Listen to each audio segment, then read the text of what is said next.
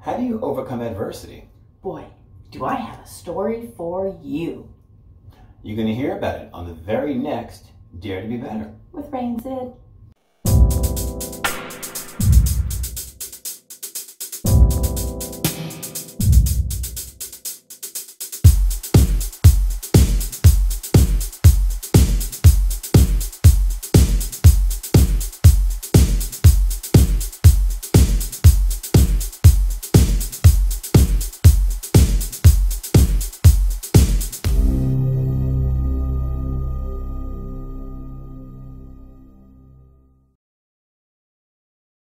You ready? I'm ready. Let's do this. Okay. In 3, 2. Welcome back, kids. Dare to Be Better with Ray and Sid. Hola. How you feeling? Oh, we got a bilingual show tonight. I love it. I can barely master English, and Sid's already tackling Spanish. Espanol. It's me. It must have been the, what did you have for lunch?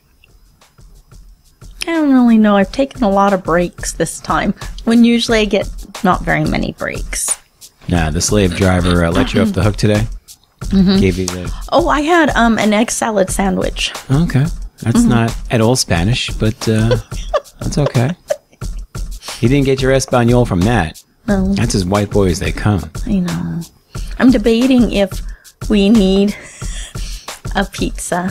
We might need a pizza at some point. Did you have any regular food today? Nothing healthy. No? We got to tell the story one day about the... Well, now we have to tell the story about the regular food. Regular food? I only have regular food. Oh, yeah. Yeah. Sid sends me to the deli this morning for breakfast. Okay? And it's a New York deli. Now, if you live here, you know it's basically a lot of these places you walk in, bacon and egg on a hard roll, salt, pepper, ketchup, you know. And some of the places, you know, a little more fancy these days, but for the most part, I walked into a blue collar, you know, every day, like a little Korean deli with the island with the hot food bar. And they're pushing out, you know, these blue collar sandwiches. And that stuff that was in the island, the food. No bueno. Dried out. Well, it's been sitting there all day now. When they put it out, it's usually nice and fresh. Okay. So Sydney gives me this list. She wanted an omelet with, like, you know, avocado. No, asparagus, feta cheese, and mushrooms. Mushrooms. And if they had one other ingredient. Artichoke hearts. Artichoke hearts. I walk in there with this list. The guy's like... He said, I have regular food. What do you want from this counter? And he points to the deli counter. The boars had cold cuts, and I could have had salami, I could have had ham, I could have had turkey. No, I was being difficult. Yeah. Now, I did mention he did have cubed feta in the salad bar section where you could build the salad. Couldn't come from there. No soup for you. No, exactly. You know what I'm talking about. Regular food or you go? Yeah, regular food. Then I go to the place that I knew, the fresh place that I knew would have your breakfast, and they had already flipped the signs at 11:30. Rude. Yeah, no breakfast. Rude. No breakfast for you. No bueno, no breakfast. No.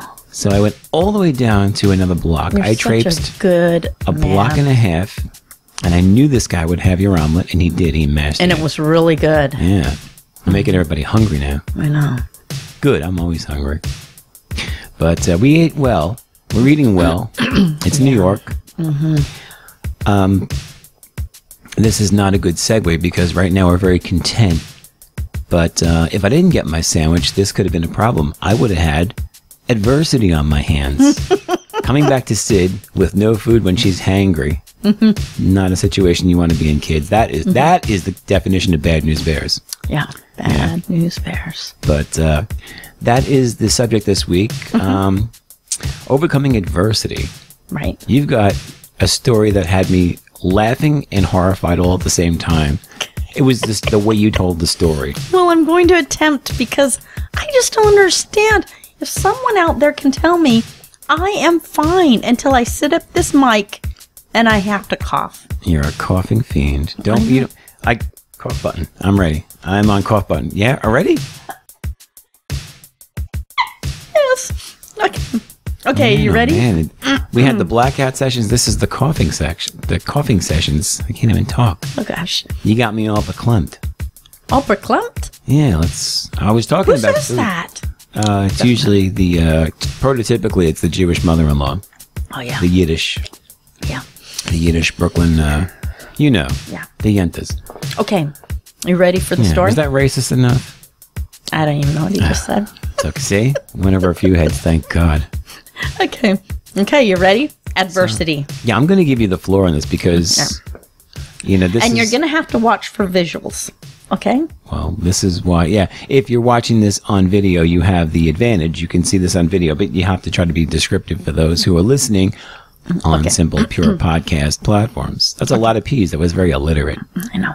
Okay, here we go. Okay. Adversity. One day, I wake up with, I don't know what. I just wake up and I'm like, something's wrong. Something doesn't feel right.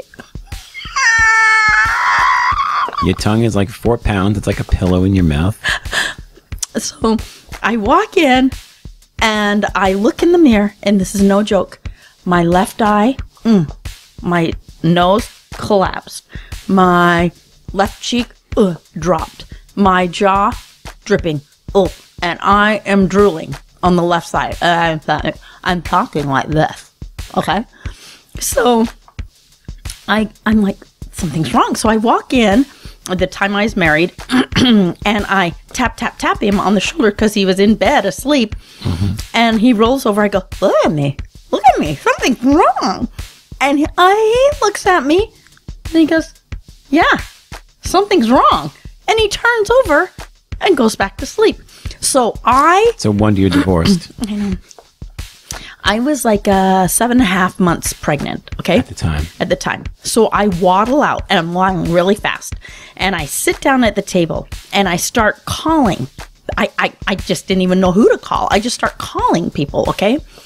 So I call this doctor's office, and it's for Bell's palsy, okay?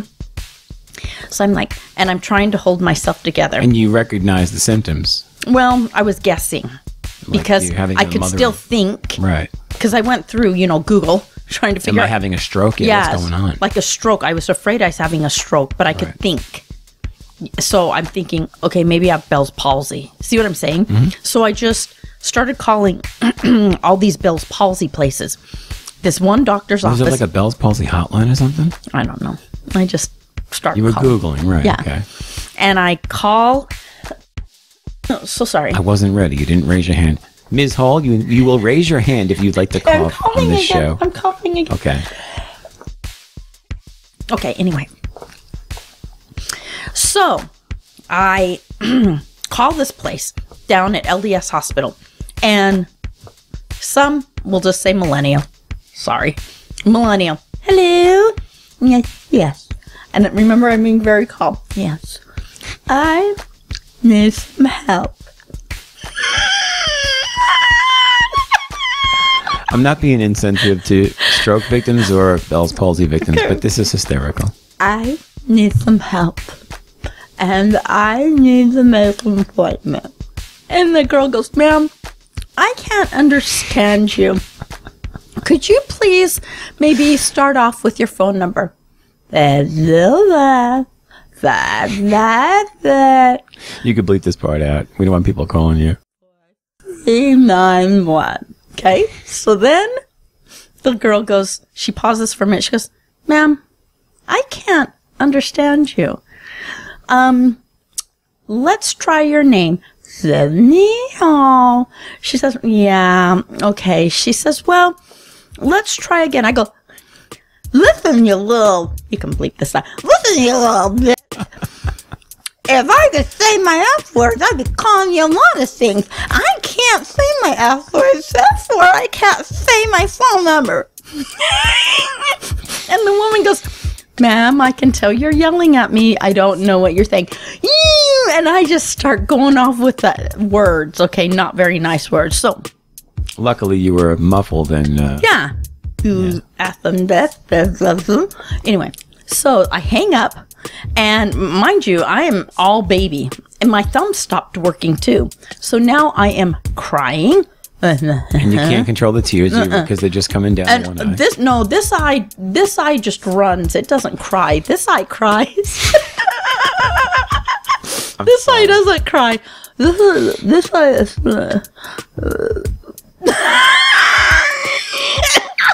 Okay. Wasn't funny at the time. No. Okay. So I just angrily go get in the Jeep, okay? With so no thumbs, you're driving like a cat. Well, because that's when I realized my thumbs weren't working, because I go to grab the steering wheel, but my thumbs won't work. So now Go. Okay, fine. My belly was so far out, the steering wheel's rubbing up against the belly. My thumbs are out. You can almost drive with your belly. Yeah, I'm drooling. And your husband's fast asleep. Yeah, so I'm driving so fast down to this. I decide I'm going to go down to this place, to this doctor's office. So, from The Shining, when he swings the door open and he sticks his head in and he says, Johnny's home. He chops out the pane of the door and he puts his head through it and says, "Here's Johnny." Oh, yeah, that. Okay. Yeah. So I waddle up there and I swing the door open and I stick my head through. I go, "Sydney's here." Did you say that? I'm looking and there sits this 20-something at the table and I'm like, it's you, isn't it? She looks at me, so I waddle over there. And I'm like, I just can't even believe I have to go through this. You don't even understand. She's like, ma'am, I can't even understand what you're saying. All of a sudden, the doctor comes out.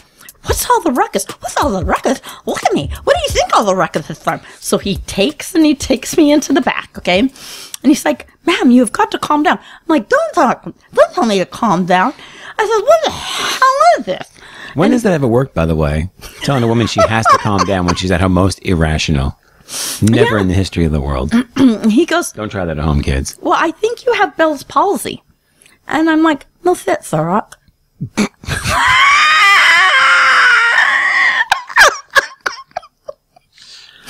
Okay. So I go, how long is this going to take? He says, 6 weeks, 6 months, 6 years. I say that, bullshit. And this is to the doctor. This is fantastic. I said, is this what his daughter? You wouldn't be okay with saying 6 months, 6 years, 6 days, whatever. I'm not okay with that. And he goes, ma'am, you've got to you really are out of control. I go, yeah, wouldn't you be? Look at me. Okay, so I get up. I walk out. I think to myself, I've got to find myself a new gynecologist right then and there. So I call and I find myself a new gynecologist, okay? So he has me come in. And I say to him, look at me, a solution has to happen. He goes, well, I can only help you the second you have your baby. There is a medication, but it has to happen right when you have your baby. So. Go for it. Overcoming coughing on the next Oh my gosh, what in the world? Okay, it doesn't matter. We need to stop smoking that stuff at lunchtime. Okay. Anyway. So, then he goes, he's trying to get me to calm down. So he goes, Sydney, why don't you go on up to the hospital and choose your room? Choose my room? Okay, whatever. So I go up to the hospital, look around, and there's this little old grandma there, and she's a nurse. I'm like, hello, I am here to choose my room. She goes, to do what, sweetheart? This is my room. I have Bell's palsy.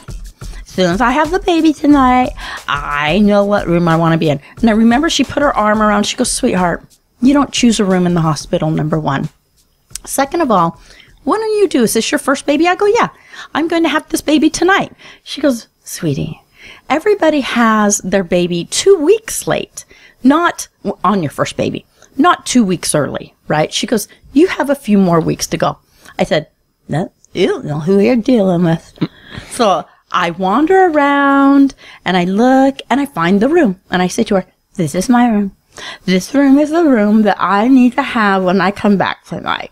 She goes, okay, sweetheart. And she just sort of pats me. She goes, I'm sure I'll be seeing you, but it won't be tonight. So I leave. Because you said you were 7.5 months pregnant. I was probably further because I was only... 8, maybe. Yeah, because I had the baby 2.5 weeks early. Okay. So whatever those... Okay, it doesn't matter. So now, I get in my car, and it's time to go to the baby shower. Okay? So you go into a baby shower with Bell's palsy. With Bell's palsy. Now, are you driving yourself, or yes, did your of husband course. wake up at this point? I don't know what he's doing. I'm just out in the world, okay? So I have a rag, not even a pretty rag. I mean, it was literally like a rag. So I drive myself to this baby shower, and I walk in. People... Are your thumbs working here? Oh, no. You're still driving with 8 fingers and 1 eye. And drooling. And drooling. Oh, my God. Okay, so I walk in. To a baby shower for you in your honor. Yeah, in my honor. And people are coming from all over the country, okay? And I'm like, so I'm standing at the door. I'm like, oh, God, thank you so much for coming. It's so good to see you. I'm so happy everyone's here. And then all of a sudden, I hear one of them go, don't look at her. And I hear my friend go, I don't know what's happening, but no one look at her. So I am looking at everyone, and everyone's looking away. No one is making eye contact with me. Okay? And no one's even asking what's wrong, because everyone's pretending like everything's fine. And then I have one friend, I hear her say, what is she carrying? Is that like a rag? Couldn't she have at least found like a tissue or something? So I stand up and I'm like, I just want to thank everyone for coming. It really means so much to me. And I'm really grateful that you all flew across the country to see me. Okay, fine. So I finish up the baby shower. Now I go back, okay, to the house. And I think I have to will this. This is called, what's our show about? What show? Is a show? We have a show? Overcoming Adversity. Okay. That's how this is adding up. Overcoming Adversity. Because I said to myself, I gotta will this. Overcoming Adversity. So I walk in, I waddle in, and Yahoo is watching the TV. I walk in and I go all the way to the bedroom, and I turn on the television, and the movie piano is on. And I say to myself, fine, it is time. My mom had just gotten back from Florida. I had my baby shower. I found my new gynecologist. I'm going to will it. I'm going to overcome this freaking thing. So when I lay down on the bed, now how you will, once again, I'm just going to remind you. Oh my God. At this point, the coughing is just a non-starter for the show. There's just like no... I think what happens... It's taking a back seat. You get excited. You're ready to talk about all this stuff. I think that's what happens, though. Okay, it doesn't matter. Oh, you snuck that one past me. It's too late. The horse is out of the barn. Okay. It doesn't work that way. So, I lay down on the bed and I began to... You gotta feel. That's how you will. And you can't doubt. You gotta feel. So, I relax. I start envisioning the baby coming. I start feeling like Bell's palsy. And then poof. 10 minutes in, my water breaks. So I get up. Get up. Waddle out. I'm like, Yahoo! Round it up, cowboy. We're going. So he goes, my ex and I, well, he was my husband at the time, get in the car, drive down there. I know, it's an irritation, I know. And we get to the hospital. Guess who's still there? Little nursey poo. The one that said, nurse. That said I wouldn't be in for another 2 weeks. So she goes, darling, why are you back? I said, my water broke. I told you, I'm coming in, and I want my room. She goes, how strange, the room is available. Great. So she puts me in there. She goes, but I think you just had an accident. I go, like a peeing accident? I know when I pee it, I don't want my water breaking. Yeah, this it's is not water. this much water when you pee. Yeah. So she goes, well, we have to do a test. They did a test, and sure enough, my water broke. And now, this is the worst. I mean, don't they just look for the plug at that point? I have no idea, but I just know. I learned that. See, I paid attention to Lamaze. Plug? class. Yeah, the plug that holds the water in. Are you screwing with me? No. I'm not even a woman. Good night, kids. Sorry about the last 9, 10, 12 weeks, whatever it's been. I apologize. There's a plug. There's a plug. I really honestly don't know that there's a plug. There's a plug. What the hell? It pops out. You find it usually in the toilet because you're thinking you're peeing. If you're lucky enough to be near a toilet. I'm not making this up. You can Google it. People, help me out. I'm dying here. I have the internet. Really? If I'm wrong, I will... I'm going to look for a plug. Because I've never heard of such a thing in my entire life, a plug. I believe it's a plug. Okay, anyway. How would I make that up? I have no idea. Anyway. I was through it once. I had my daughter was also born 2.5 weeks early. Did they find a plug? I found it in the toilet. I paid attention. Unless now you got me doubting myself, just like the guy. And then you just go plug her back up? Well, no, the water. You're supposed to release the water. You don't put it back in. Unless you want to be pregnant more. Would you like to carry it for another 9 months?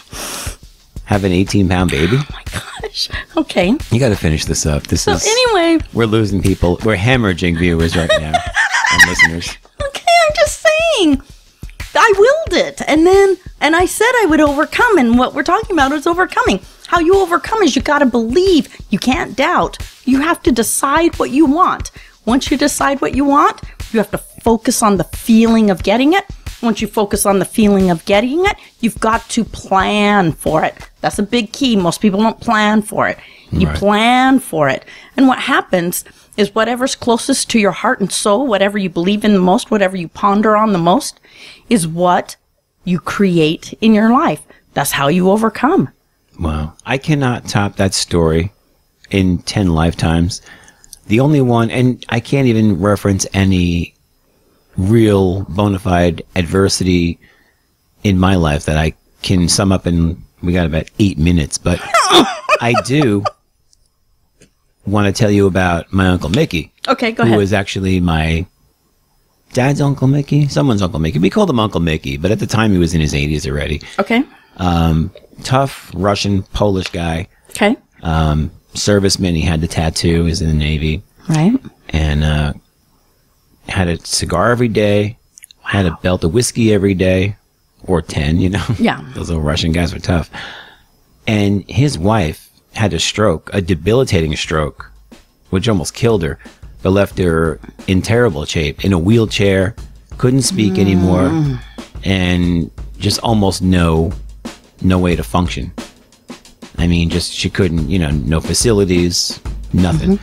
Just laid in the wheelchair and she could just slur and ate and drank and, same thing. One side of her face was inoperable. Okay. And he, took care of her for like 30 years. Oh, for my better gosh. or for worse. It was true. So one day, I don't know when this was. It was probably when I was a baby or younger. He's experiencing the onset of a stroke. Okay. He's like, "Are you kidding me?" He's like, "I can't have a stroke. I got to take care of my wife."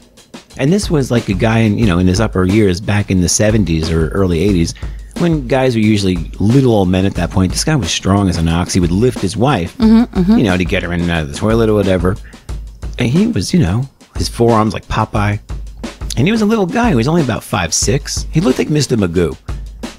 But he had these big arms, and he was this, he was this bona fide Brooklyn, dude.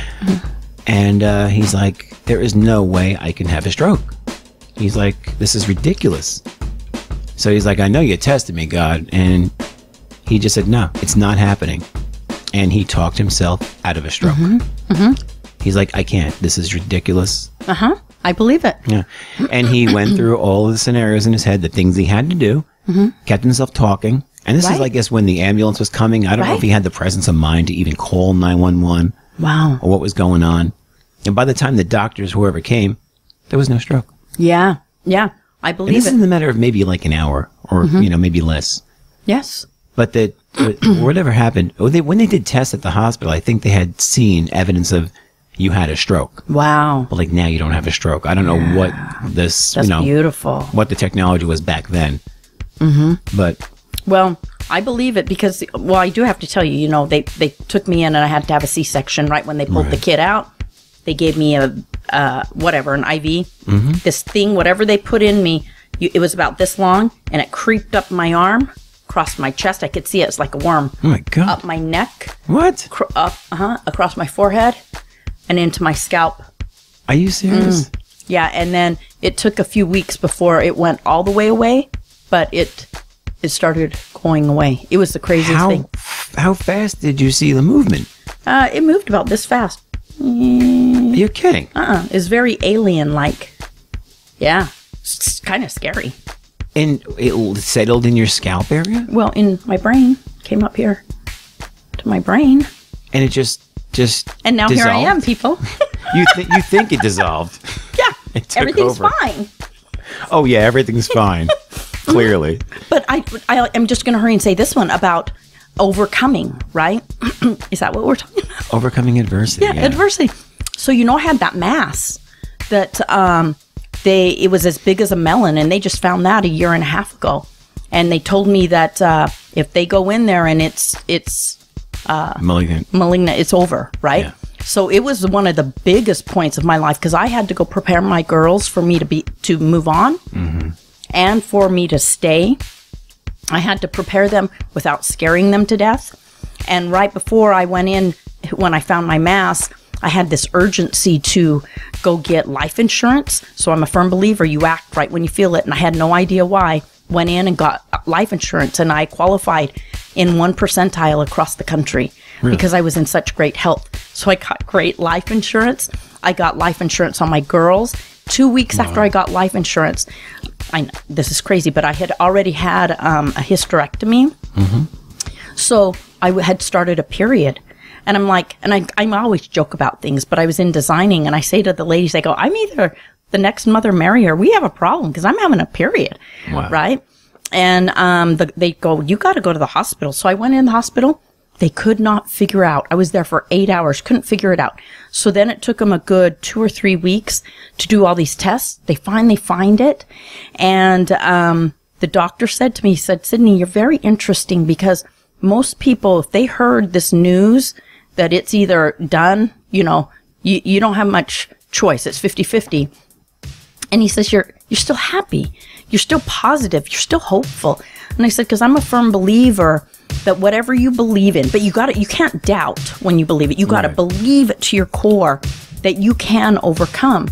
Well, they went in and they took it out. And he said it was as big as a melon. And he said if it would have waited 1 more week, the cells were already starting to change into cancer. Wow. And he says, And it could have burst at any time, right? And he goes, I've just never experienced that because you were preparing your children without scaring them to death, but you were being upfront. He said, I don't know. But he said, in his line of work, the doctors talk about it all the time. There's less than 1% of people that really understand how to think positively. Not just think. He goes, you're correct. You got to feel, believe in what they want. And he says, there's less than 1%, but you can correct your illness and you can correct it through what you believe and your thought process. And he goes, now, not all of them can be corrected, but he says they've had several where they're just absolutely amazed that people could overcome something. And he says medication doesn't always do it. Wow. I've got to double my insurance policy like now while I'm in the absolute prime of my health. You do. Yeah. And if you're feeling the urgency, you must do it because that's life, God, and the universe speaking directly to you. Absolutely. Can you believe this is it? We're at a time we blew through 30 minutes. I didn't think I was going to make it through that first 10 I can't believe it. These things fly. We're obviously... And look, I don't need to cough anymore. Oh, you just jinxed it. You don't kibosh it. No, You look forgot all about it. That's okay. We'll have plenty of coffee. No, It's I'm not over. going to set the table. It's over. It's over. I don't need to cough anymore. You people out there, if you're still with us, I'm bumping into things again. It's like I've never done radio or TV or anything. If you can help me, write in rayandsidshow@gmail.com. If we read your suggestion or your query on the air, we'll send you a little something. Well, that's all I got this week. I can't. This was good. That was a good one. It was just story time. But I think it did hit the point. It did. Did it? Okay. You talked yourself out of basically this debilitating thing that some people live with forever, as did my Uncle Mickey. And I talked myself out of getting the flu. Absolutely. 23 years in running. Yeah. I've had the flu when I was in elementary and never had it ever again. I agree with you. You ruined my Christmas vacation one year. Yeah, like 28 years old. You don't I need said, that. Never again. Never. But we are out of time, kids. Okay. Thank you for bearing with us. And we hope you were entertained. And come back next week. Dare to be better. With Ray and Sid. Hey, thanks for checking us out. If you enjoyed the show, like the video, subscribe to this channel, and please tell your friends. We'd also love it if you headed over to daretobebettershow.com for tons of cool photos, extras, and a chance to shop for some sweet show swag. Say that 5 times fast. I can barely say it once. If you keep coming, we'll keep delivering. Thanks again.